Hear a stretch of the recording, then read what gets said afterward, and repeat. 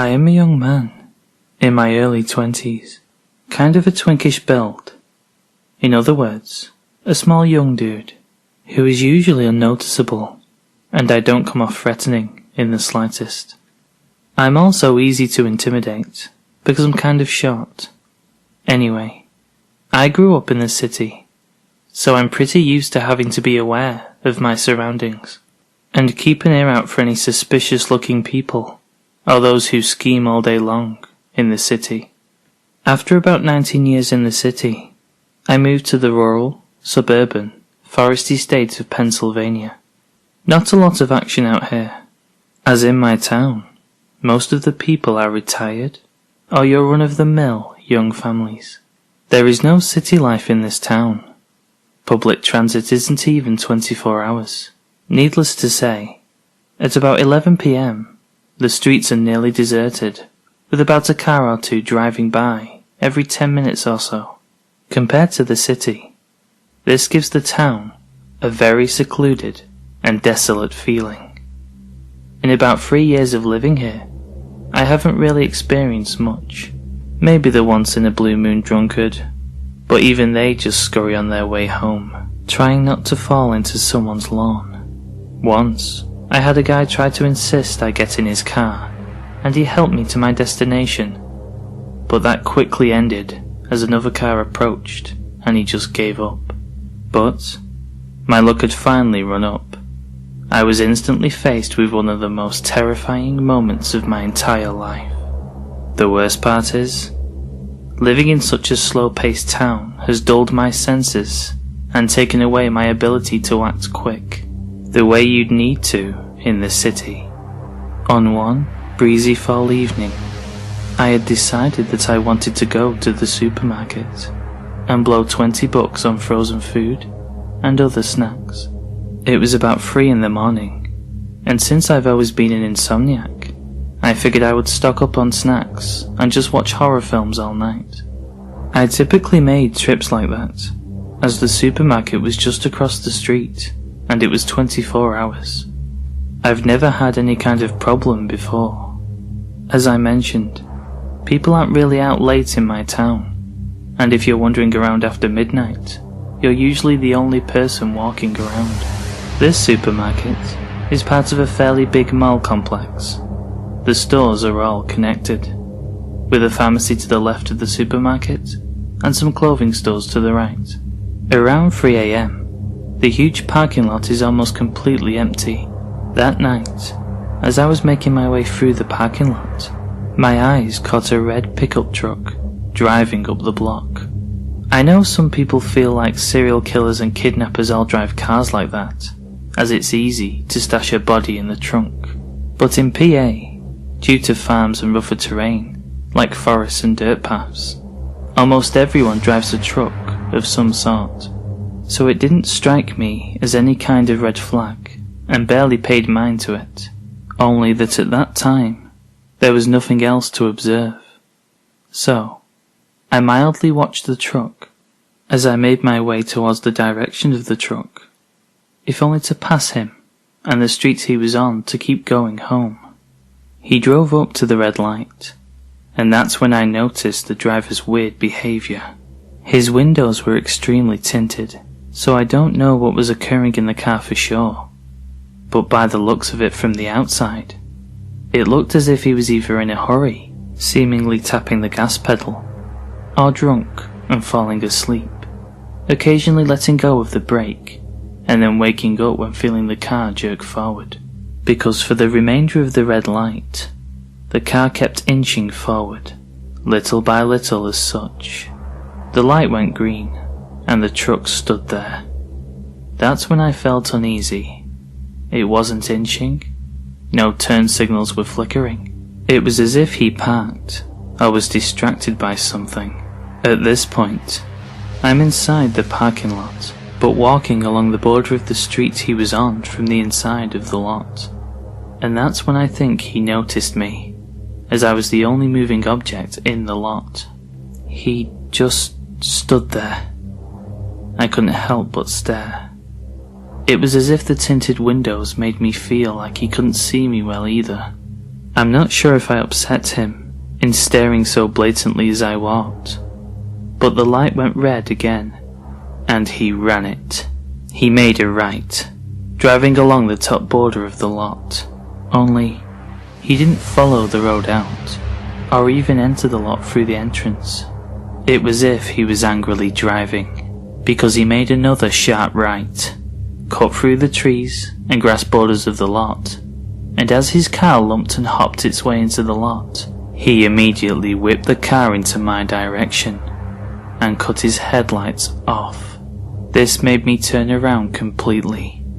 I slowly walked backwards, not taking my eyes off the general direction of where he entered. There were no lights, no street lights, no parking lot lights. At 3 AM in Pennsylvania, it got pretty pitch black. This made me momentarily lose any common sense, and fear instantly took over. I began subconsciously going over the possibilities of such behaviour, but I couldn't logically understand what was going on. After about 30 seconds of walking backwards, I had noticed that his car menacingly gained a few dozen feet on me, driving slow enough as to not make much noise on the ground, seemingly swimming through the darkness of the atmosphere. I felt lightheaded, weak in the knees, instantly dry-mouthed and sweaty-palmed.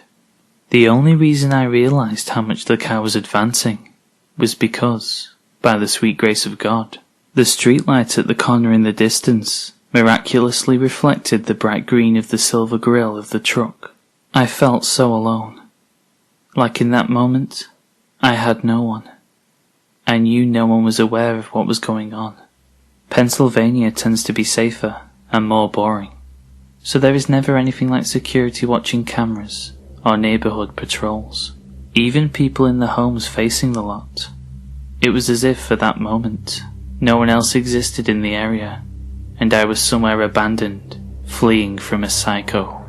I thought I was going to have a heart attack when I noticed the engine rev a little and the car slightly fly forward. That's when I somehow remember that directly to the side of me, across the street, was a hospital complex. However, the ground was lumpy and had many dips, so I knew he would have a chance of catching up to me if I just ran across. But I also knew he might fuck up his tyres trying to drive fast through those dips. I sprinted across the street as his car continued to advance towards me. I scurried as fast as I could. I thought the weight of my bags would drag me to the ground as they got in the way of my legs as I tried to run for my life.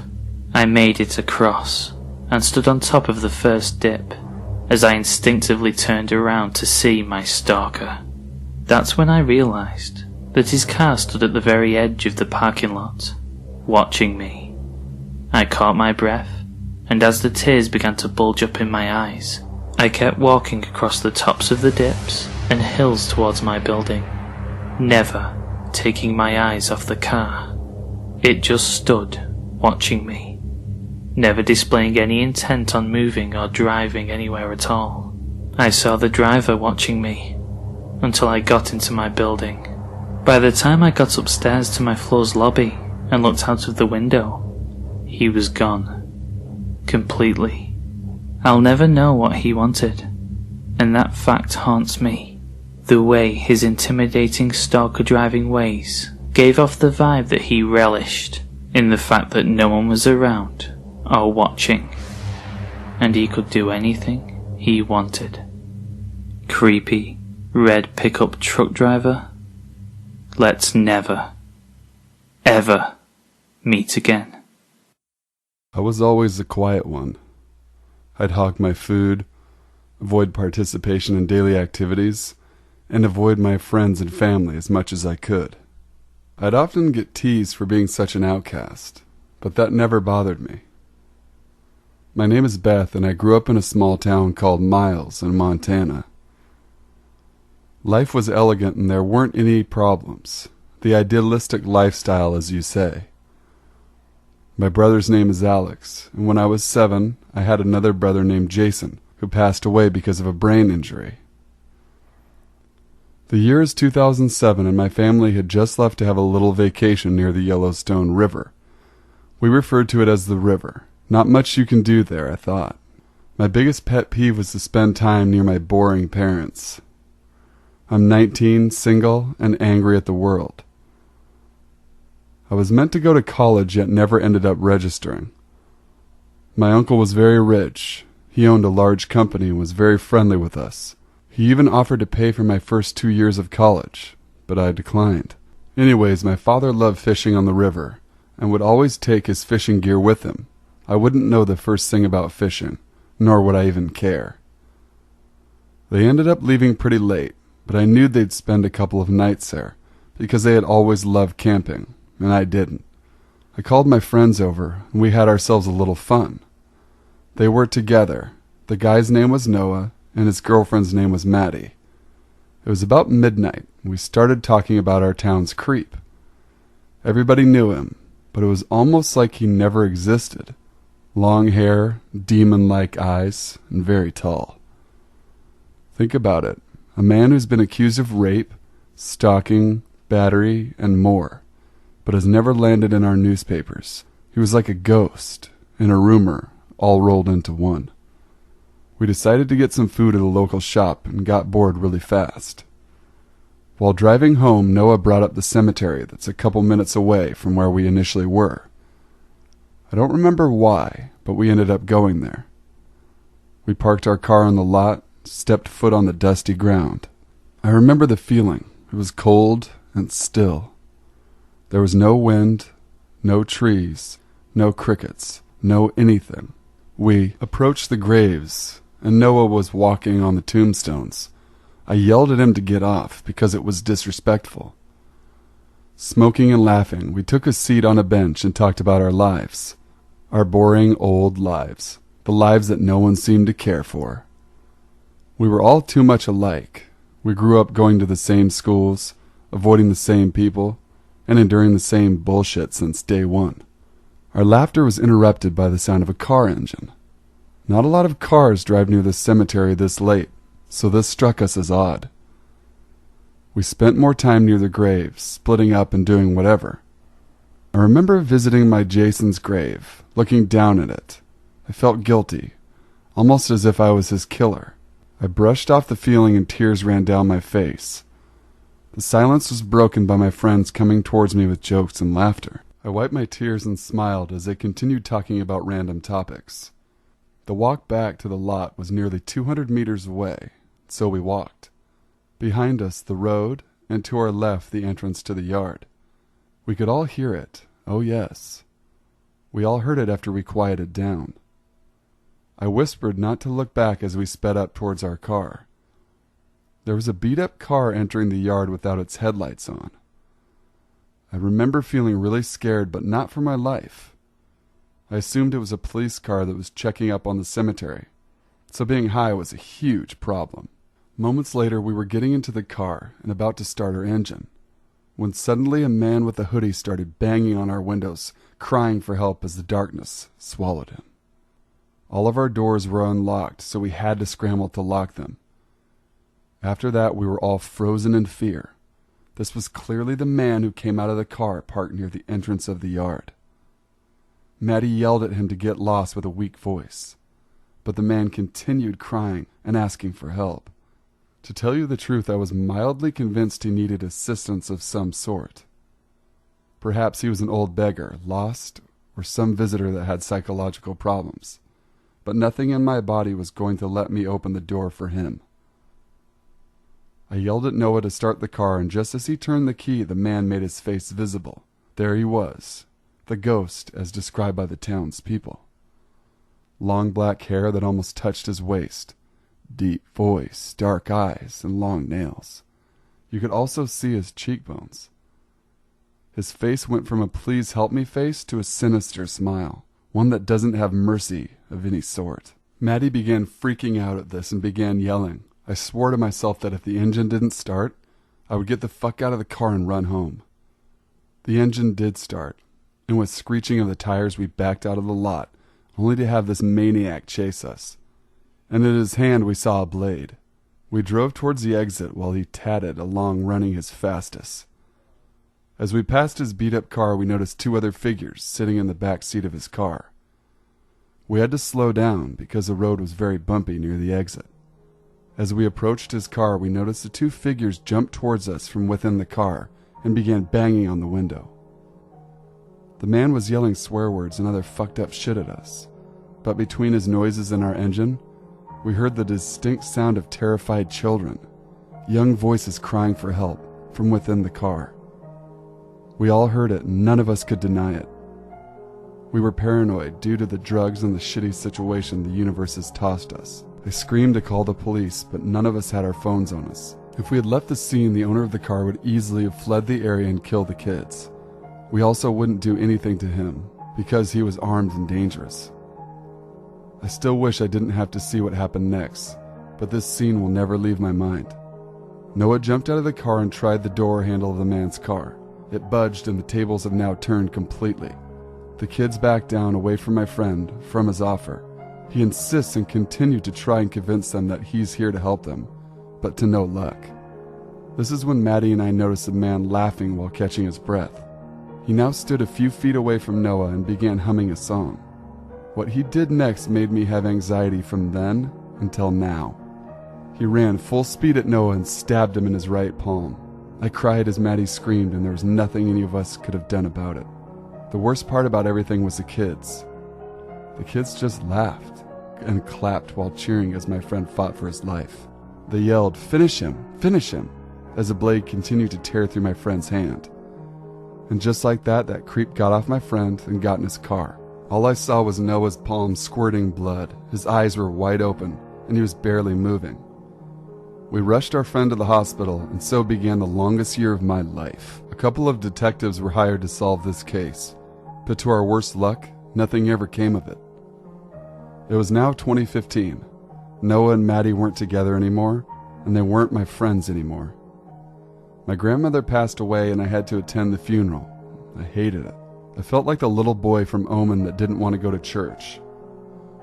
I felt like if I left the car, the man would come out of nowhere and take me.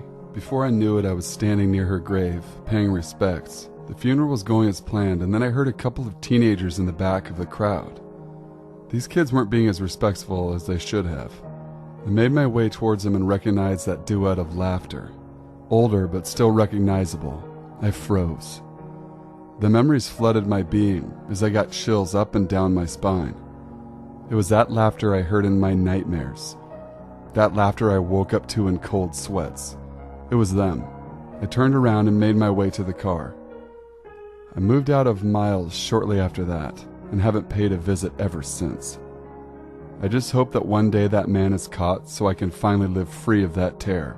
I sometimes still wonder why the little children were supporting this man's actions. Noah's ring and little finger don't work, and Maddie is married to some guy now. The last time I talked to Noah about this event, he was going through psychological therapy, which left him in a horrible condition and made it impossible to get any sort of information out of him. I wish this whole event was avoided and things were back to normal. But this man ruined my life and is still out there. Thanks for reading this. Creeper with long black hair, let's never meet again.